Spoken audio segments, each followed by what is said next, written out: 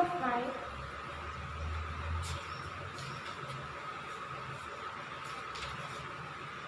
Poem number 5. The Legend of the Northland. Written by Phoebe Cary. This poem narrates the legend of an old lady who encouraged Saint Peter because of her greed. तो अब ये जो legend of the Northland पूरी जो poem है वो ballad है। Ballad means क्या होता है कि कोई भी पोएम के हम कोई भी स्टोरी है हम एक पोएम के थ्रू उसको नैरेट करते हैं। उसको पोएम फॉर्म में जब हम नैरेट करते हैं पूरी स्टोरी को, तो यहाँ पे ये पूरी स्टोरी दी गई है पोएम फॉर्म में, और उसकी टोटल जो है वो 16 स्टैंजा है, और ये 16 स्टैंजा की पोएम यहाँ पे दी गई है। और उसमें में जो मेन थीम है या फिर वो जिसकी बात की है, स्टोरी की है, तो किसकी की है?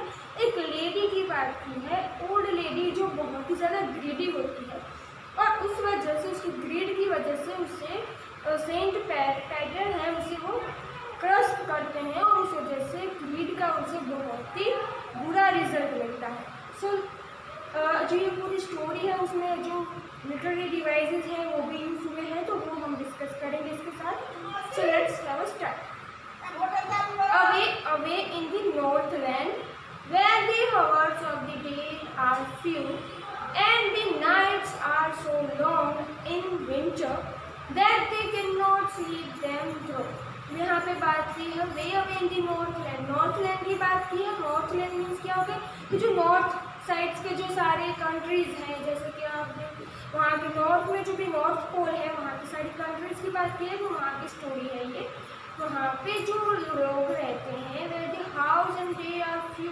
इस फर्स्ट आंसर में बात की है कि वहाँ पे बहुत दूर दूर तक नॉर्थलैंड में बहुत ही जो है सिचुएशन कैसे है, तो डेज है वो बहुत कम होते हैं, क्योंकि वहाँ पे सन है वो ज़्यादातर नहीं होता है, तो वहाँ पे नाइट्स बहुत ज़्यादा लॉन्ग होती है। और जब लोग हैं वो जाते हैं रातों, जो वो जागते हैं तभी भी नाइट होती है, क्योंकि नाइट वहाँ पे बहुत ज़्यादा लॉन्ग होती है और डे बहुत शॉर्ट होता है।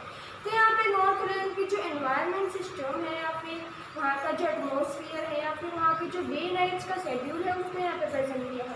आंसर में उन्होंने कहा है कि वहाँ पे डे नाइट का जो शेड्यूल है वो क्या है, तो डे बहुत शॉर्ट होते हैं और लॉन्ग लॉन्ग नाइट होती है बहुत ज़्यादा विंटर्स में, और that they can not sleep them through. अब वहाँ पे लोग कितनी देर सोएंगे, सो के, क्योंकि रात तो बहुत ज़्यादा लंबी होती है तो उन्हें सोने भी नहीं देती है, इतनी ज़्यादा बड़ी रात होती है। Where they harness the swift reindeer to the sledge when it snowed, and the children looked like real cubs in their funny furry clothes. यहाँ पे हार्नेस और स्विफ्ट रेडियंस मीन्स क्या होगा कि जो रेडियंस होते हैं हमने क्रिसमस में भी देखते हैं, सेंटा के जो स्लेज होता है, स्लेज मीन्स क्या होता है, केज होता है, केज होता है जिसको हम बांधते हैं किसी भी एनिमल से, घोड़े के पीछे जो बांधा हुआ होता है उससे कह सकते हो। तो यहाँ पे रेडियंस के पीछे जो बांधते हैं स्लेज को उसके ऊपर सेंटा बैठता है, तो इसी तरह से यहाँ पे रेडियंस वहाँ पे ज़्यादातर पाए जाते हैं, क्योंकि वहाँ पे नॉर्थ पोल में ठंड रहती है और ठंड में रेडियंस होते हैं। तो रेडियंस जो एनिमल है वहाँ पे उसको स्लेज से बांधा गया है, हार्नेस में बांधा जाता है। वैन स्नो, और जब स्नो पड़ती है वहाँ पे, and the childrens look like bears. Bears means जो छोटे छोटे बच्चे होते हैं बेयर्स को, उसके जैसे चिल्ड्रन सारे वहाँ पे होते हैं ऐसे लगते हैं, क्योंकि वहाँ पे बहुत ज़्यादा ठंड होती है, इसलिए उन्होंने कैसे कपड़े पहने होते हैं, फनी फरी क्लोथ। फरी मीन्स कोई बेयर्स की फरी फर से बनी हुई जो क्लोथ्स होते हैं वो पहनते हैं, इसीलिए वो फनी भी दिखते हैं और बेयर्स के छोटे छोटे बच्चे वो ऐसा दिखते हैं। तो सेकंड स्टैंडर्ड में उन्होंने यही बात की है कि रेडियंस जब स्नो पड़ती है तो क्या होता है वहाँ का नज़ारा, रेडियंस को है वो स्लेज से बांधा होता है जब स्नो पड़ती है तब, और वहाँ के चिल्ड्रन से वो छोटे छोटे बेयर कप्स के जैसे लगते हैं और जब वो फनी और फरी क्लोथ्स पहनते हैं। थर्ड स्टैंजा है, they tell them a curious story, I don't believe it's true, and yet you may learn a lesson if I tell the tale to you. अब यहाँ पे बात की है कि वहाँ के जो लोग हैं, दे यहाँ पे कौन रिफर कर रहा है, बच्चों के पेरेंट्स। तो बच्चों के पेरेंट्स उन्हें क्या सुनाते हैं, क्यूरियस स्टोरी सुनाते हैं।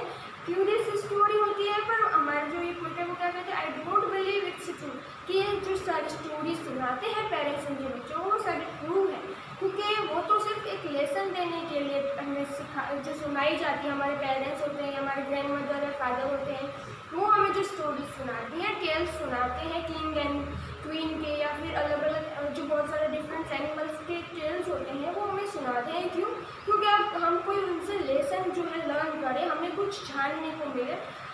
तो यहाँ पे उन्होंने कहा है कि मैं भी आपको एक, अगर आपको सुनी हो तो एक टेल सुनाता हूँ। तो हमारी अब स्टोरी है यहाँ से, जो इस नॉर्थलैंड के यहीं से शुरू होने वाली है, जो 4th स्टैंजा है उससे।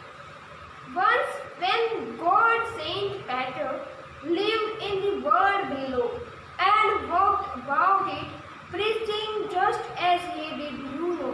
यहाँ पे बात की है कि एक बार जो सेंट पीटर है, सेंट पीटर कौन थे? वो एक सेंट थे, और वो अपनी जो धर्म है, अपनी जो अपना धर्म है उसको प्रीचिंग करते थे, यानी कि अपने धर्म के लगते हुए बहुत सारे जो है उनका जो है उनको प्रेस करना, या फिर उनके लिए जो उनका धर्म है उनकी प्रचार करना। तो उनका खुद के धर्म का प्रचार करने के लिए वो जगह जगह जाते थे, घूमते थे, और अपने धर्म की बातें बताते लोगों को, और अपने धर्म के बारे में प्रीचिंग करते थे वहाँ पे। तो उनकी बात की गई है यहाँ पे, just as he did, you know. वो हमें कहते हैं कि अगर हमने हिस्ट्री पढ़ी होगी तो हमें पता होगा कि सेंट पीटर नाम का कोई था, और वो अपने धर्म के प्रति बहुत ज़्यादा क्यूरियस था, मतलब अपने धर्म के डिवोटेड था, अपने धर्म के प्रति, और बहुत ज़्यादा उसकी प्रीचिंग किया करता था पूरे वर्ल्ड में। तो वो बहुत महान से सेंट थे। He came to the door of a cottage in travelling round the earth where a little woman was making cakes and baking them on the hearth। यहाँ पे बात की है इस बात लेडी की हमने बात की थी, उस ओल्ड लेडी। तो एक दिन क्या होता है कि वो सेंट पीटर है वो बहुत ही ज़्यादा वीक हो जाते हैं, उन्होंने कुछ खाया नहीं होता है। तो वो एक दिन एक कॉटेज के पास पहुँचते, उसी लेडी के कॉटेज के बाहर पहुँचते हैं। वो पूरा ट्रैवलिंग करके आए होते हैं बहुत ज़्यादा, और when the little woman was making cake, और वो वूमन क्या कर रही होती है, केक्स बना रही होती है, and baking them on the hearth। hearth means क्या होता है, फायर प्लेस होता है, और उसी फायर प्लेस में वो है अपने बना रही होती है केक्स। तो यहाँ पे बात बेक कर रही होती है उसे। तो यहाँ पे बात की है कि वो केक बना रही होती है जब हमारे जो सेंट पीटर है उसके कॉटेज के बाहर पहुँचते हैं।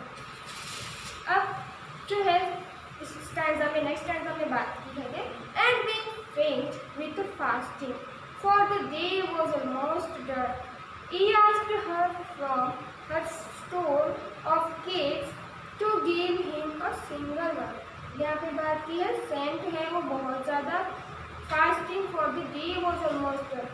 तो वो बहुत ज़्यादा थक चुके थे अपनी ट्रैवलिंग कर करके, उन्होंने सुबह से कुछ भी नहीं खाया था।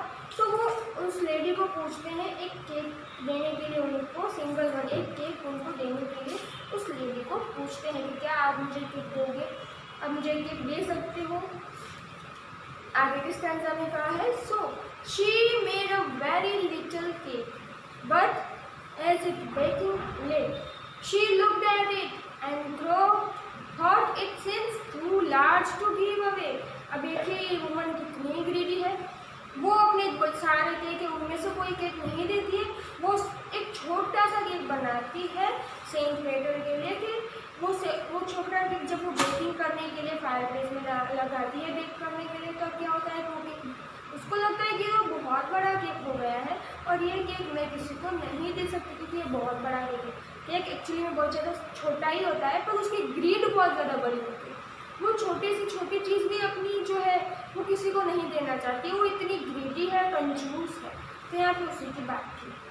Therefore she naked another and still a smaller one, but it looked when she turned it over as large as the first had done। अब फिर से वो बनाती है कि इससे भी छोटा केक मैं बनाती हूँ, तो वो उससे भी छोटा केक बनाने के लिए लग जाती है। नेट मीन्स क्या होगा, नेट मीन्स होगा आटा गूंदना। तो वो केक का आटा बनाती है, बैटर बनाती है, सब कुछ करके केक बनाने के लिए रखती है। जब वो मैं जो है बेक करने में लगती है तो फिर से उसे यही लगता है कि ये भी बहुत बड़ा केक बन गया है, मतलब ये भी बड़ा है देने के लिए किसी को।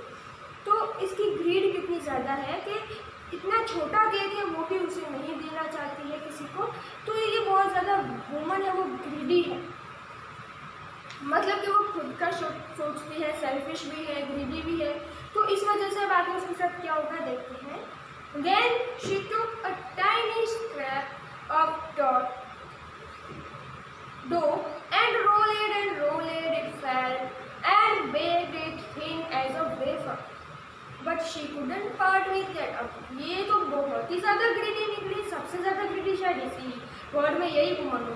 वो वुमन एक थिनी सा पैटर्न बनाती है, वेफर्स का होता है ना, जैसे हम वेफर्स खाते हैं, तो एक वेफर्स जैसा एकदम थिन फ्लैट पैटर्न पर डो बना के वो बेक करती है और वो उसमें से एक छोटा सा जो है वेफर बनाती है, तो वो उसमें से भी एक पार्ट जो है वो देने के लिए तैयार नहीं होती है।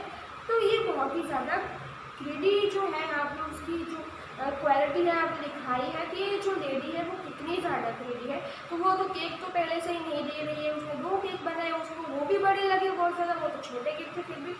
और अब जो उसने वेफर बनाई है इतना थिन, डो बना के इतना थिन सा जो वेफर बनाई है, वो भी उसे बड़ी लग रही है, वो भी उसे ज़्यादा लग रही है किसी को देने के लिए, सेंट पेटर को देने के लिए। अब आगे की स्टोरी है हम नेक्स्ट वीडियो में पढ़ेंगे। तब तक के लिए have a nice day, thank you and take care.